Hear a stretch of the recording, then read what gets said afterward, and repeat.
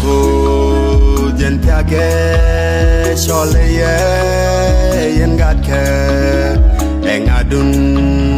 Mitawa Mi Bilum Ni Red Cross Goraku Jentiage Sholeye Yengatke Engadun Mitawa Mi Bilum Ni Red Cross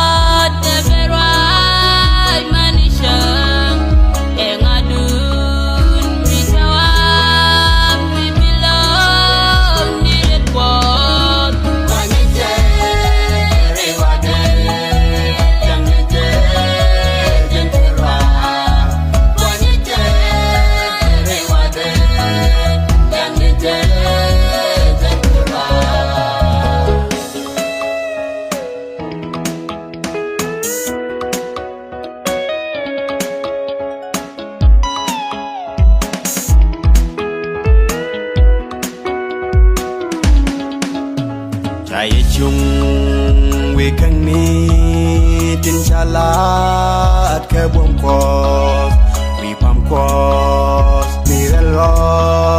chi bom lia de bityam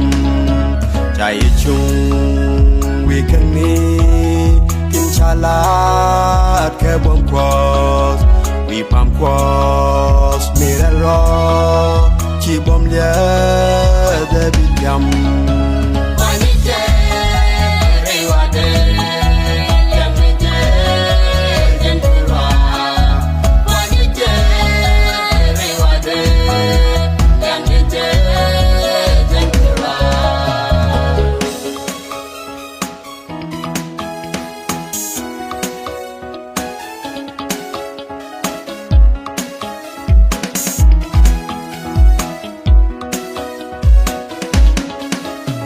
Nang rai dere rulle yen yarar keret kos yin tieni chware dwal betakel kay chang Nang rai dere rulle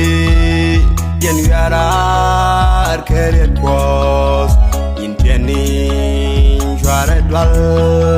betakel kay chang